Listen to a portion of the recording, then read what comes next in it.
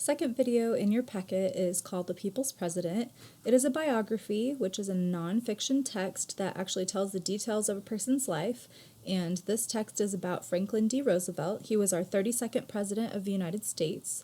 So what the packet is going to ask you to do at the end of reading this is to describe Franklin Roosevelt, like come up with a word to describe him, and then you need to use at least 2 details from the text to support your thinking. So we've done this with our fiction texts a lot. We did it with Mr. Trupt. You got to pick a character and you got to write about that character, the things that they said, did, felt, thought, that showed you what kind of person they were. And then we also did it during our other book, Wonder. We got to talk about Miranda. We talked about all these other characters, Augie. What was that person like, and how do we know that?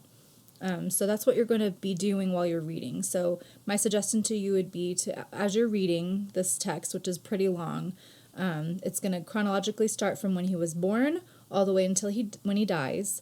And my suggestion to you would be to underline or circle or highlight things that he does that shows you what kind of person he is.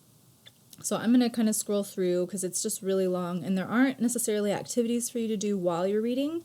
I would really highly suggest that you read out loud and you practice your fluency. So reading at as quick of a pace as you can while still being able to enunciate your words so that people can understand you, and use inflection in your voice, which is making it go up and down and make it sound interesting so you're not reading like a robot. Practice pausing whenever there's a comma or a period so that you don't just keep reading and then you don't know when the next sentence starts because you just keep reading. So when there's a period or a comma, you pause and then you stop between sentences. At the very bottom down here on this page, it tells you what your job is. So right there it says under responding, it says your target skill is conclusions and generalizations. So they want to know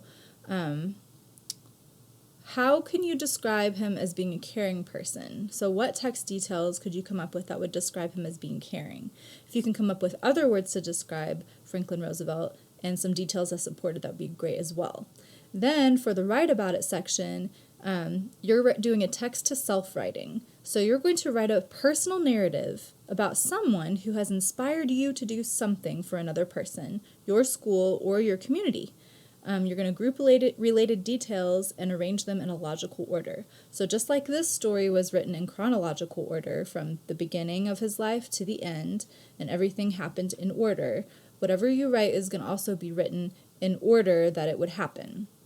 So a personal narrative is your own life, and a narrative is a story. So you need to be writing about a person who's inspired you, what they did, and then the different things that you've done because of what they have said or done for you.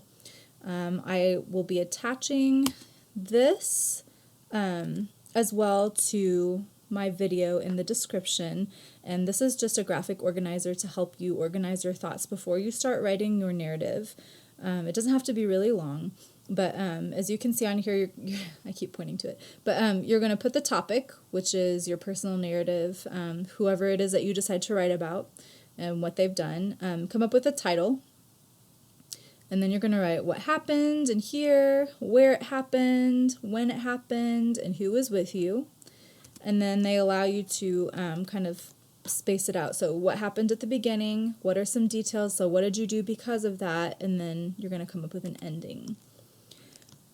So that is everything. The rest of this, it has some vocabulary words, but there's not really an activity to do with them necessarily. Just see as you're reading when you come across these words, see if you can use context clues to determine the meanings of what they mean.